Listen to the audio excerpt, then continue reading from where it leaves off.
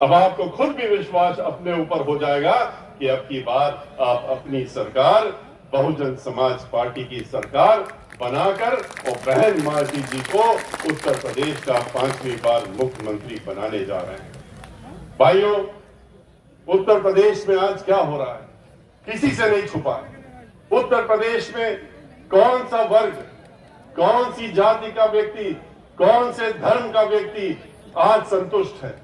किसी एक का भी नाम आप लेना चाहें तो आपको एक भी नाम नहीं मिलेगा, एक भी ऐसा वर्ग नहीं मिलेगा, एक भी ऐसी जाति धर्म के लोग नहीं मिलेंगे जो कि कह सके आपसे कि हम इस सरकार में संतुष्ट हैं। ये वो सरकार है उत्तर प्रदेश में जो भारतीय जनता पार्टी की चल रही है, जिसका स्थापना कैसे हुई थी? इसकी स्थापना हुई थी झूठे वादों से। इन्होंने झूठे वादों की एक छड़ी लगा दी थी पूरी सरकार बनाने के पहले। इस देश के, इस प्रदेश के लोगों को इन्होंने छलने का काम किया था। और इसके साथ साथ में लोगों को यह भी था कि उन्होंने समाजवादी पार्टी की सरकार का जो उस समय प्रशासन चल रहा था और जो कुप्रशासन चल रहा था वो भी लोगों ने देखने का काम किया था, जिससे कि लोग परेशान हो गए। समाजवादी पार्टी की सरकार में आप सभी ने देखा कि किस तरह से जब भी वो आती है, और पिछली बार भी जब आई थी तो किस तरह से गुंडागर्दी, माफियागर्दी, दहशतगर्दी, लूट मार, खसोट, लोगों से फिरौती, डकैती, बलात्कार और दंगे फसाद पूरे उत्तर प्रदेश में उन्होंने बनाने का काम किया। एक दो दंगे नहीं, 134 दंगे उत्तर प्रदेश में समाजवादी पार्टी की सरकार के दौरान हुए थे। और दंगे होते नहीं है, दंगे कराए जाते हैं, वरना अगर दंगे होते होते तो फिर बहन मायावती जी की जब सरकार थी 5 साल की तो एक भी दंगा क्यों नहीं हुआ। समाजवादी पार्टी की सरकार को खा फेंकने के लिए लोगों ने मन बनाया कि ये झूठे वादे जो कर रहे हैं हम इनको झूठ नहीं मानते हैं, हो सकता है ये हमारे इन वादों को पूरा करने का काम करें। और उन्होंने उसको उखाड़ के फेंका और भारतीय जनता पार्टी को लाने का काम किया। इन्होंने कहा, लोगों से वादे किए, महिलाओं से कहा कि हमको वोट दो, हम तुम्हें सुरक्षा देंगे, हम तुम्हें गैस का चूल्हा देंगे, हम तुम्हें सिलेंडर देंगे, हम महंगाई को घटा देंगे, हम रोटी के दाम घटवा देंगे, हम सब्जियों के दाम घटा देंगे, हम जो चीजें आप इस्तेमाल करती हैं उनको सस्ता करने का काम कर देंगे, आप हमको वोट देने का काम करेंगे।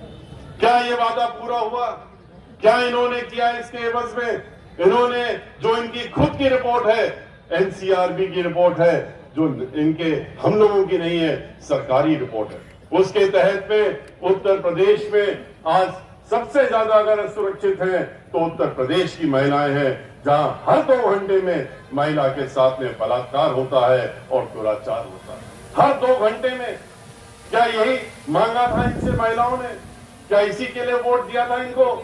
याद करिए बहन मायावती जी की सरकार, जिन्होंने कानून द्वारा कानून का राज चला करके और पूरे देश को दिखाने का काम किया था, खाली उत्तर प्रदेश को नहीं पूरे देश को दिखाने का काम किया था।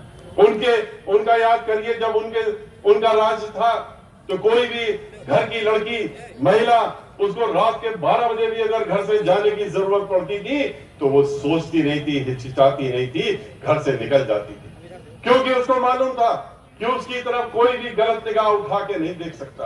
और क्यों?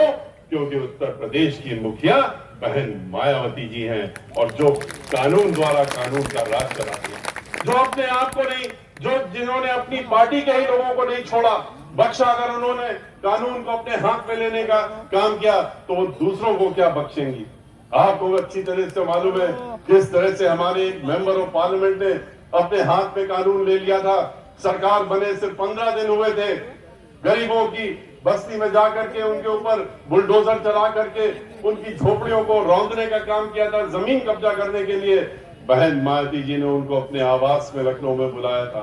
मैं चश्मदीद गवाह था उसका, और वहां पर बुला करके उन्होंने उनके हाथों में हथकड़ी पहनवा करके और उनको 5 साल तक जेल में रखने का काम किया, जेल से बाहर आने नहीं दिया, क्योंकि कानून अपने हाथ में लेने का काम किया था। इन्होंने, भारतीय जनता पार्टी ने वादा किया किसानों से, कहा कि हम तुमको तुम्हारी 2 गुनी आमदनी कर देंगे। जैसे महिलाओं से कहा सिलेंडर के दाम कम कर देंगे, सिलेंडर के दाम कम किए, सब्सिडी में पहले दिए, और उसके बाद क्या किया? आज तो सिलेंडर भरवाने की भी ताकत क्षमता नहीं रह गई महिलाओं के अंदर। 1200 रुपए पहुंचाने का काम कर दिया। जो 400 रुपए 300 रुपए में सिलेंडर भरा जाता था उसको 1200 पहुंचाने का काम किया। डीजल और पेट्रोल के दाम उन्होंने 100 के पार पहुंचाने का काम कर दिया। हर चीज जिसकी वजह से महंगी हो गई, हर चीज महंगी हो गई। खाने का सामान ले लीजिए, सब्जी ले लीजिए, तेल ले लीजिए, आटा दाल ले लीजिए, हर एक के दाम जो है उन्होंने 2-2 गुना नहीं 4-4 गुना बढ़ाने का काम कर दिया। महिलाओं की कमर रसोई तोड़ने का काम किया।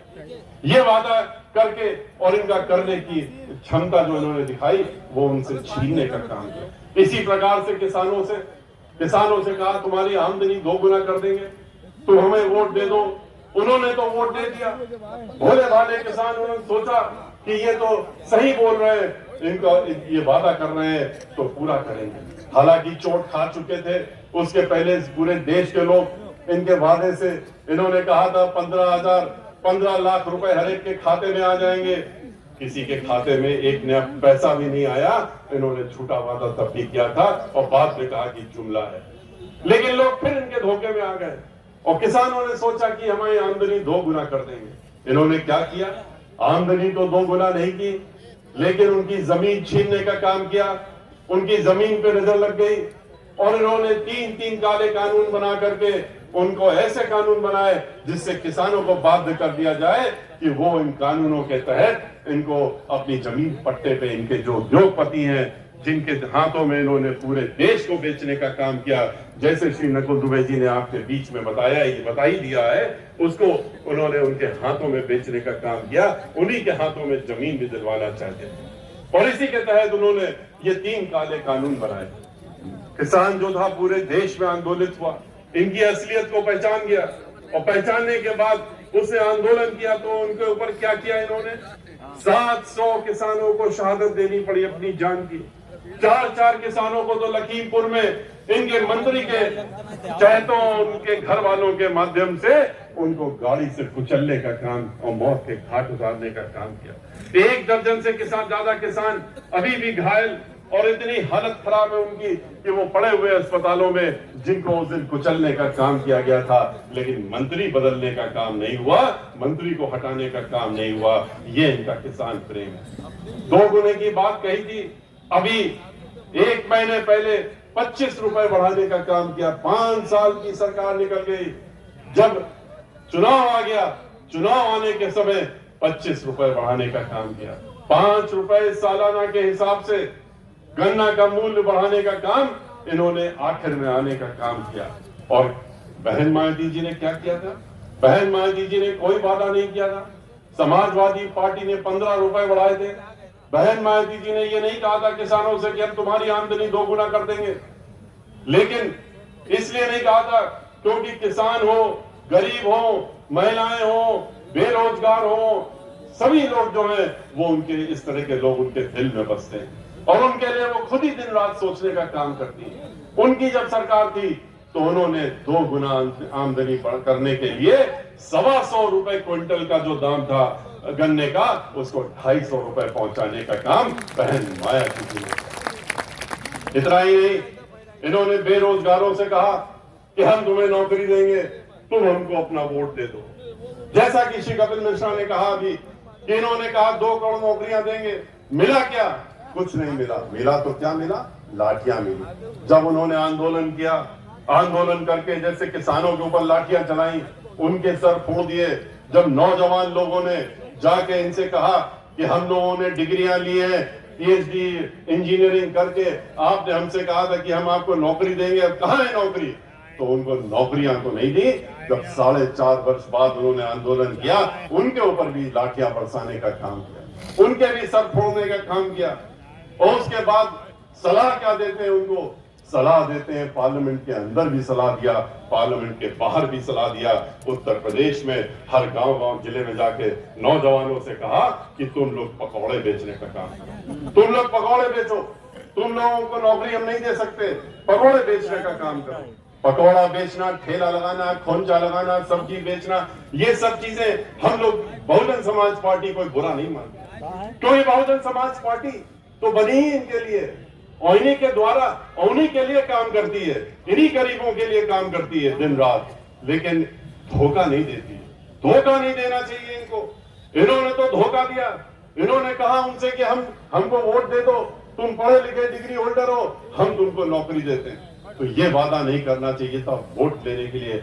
जिस तरह से अभी आपके सामने बताया गया कि 12,000 और 10,000 का मोबाइल और लैपटॉप दे करके वोट खरीदा जा रहा है।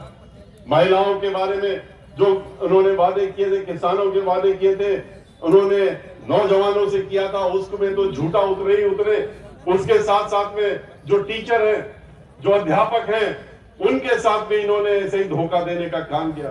अध्यापकों के साथ में, चाहे वो वित्त विहीन अध्यापक हो, पूरे प्रदेश के जो 20 लाख से ज्यादा वित्त विहीन अध्यापक हैं उत्तर प्रदेश में, उनसे पहले समाजवादी पार्टी के लोगों ने धोखा दिया।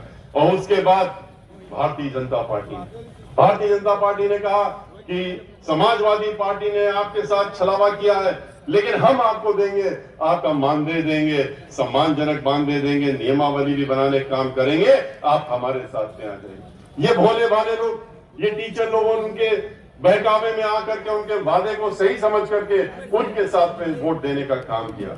और उसके बाद 20 लाख मतलब होता है 1 करोड़ परिवार जोड़ लीजिए, तो इन्होंने जोड़ करके देने का काम किया। उनको मिला क्या? उनको मिला कुछ नहीं मिला। जब 4.5 वर्ष बीत गए और उसके बाद भी इन्होंने जब कुछ नहीं दिया, तो इन लोगों ने आंदोलन करने का काम किया।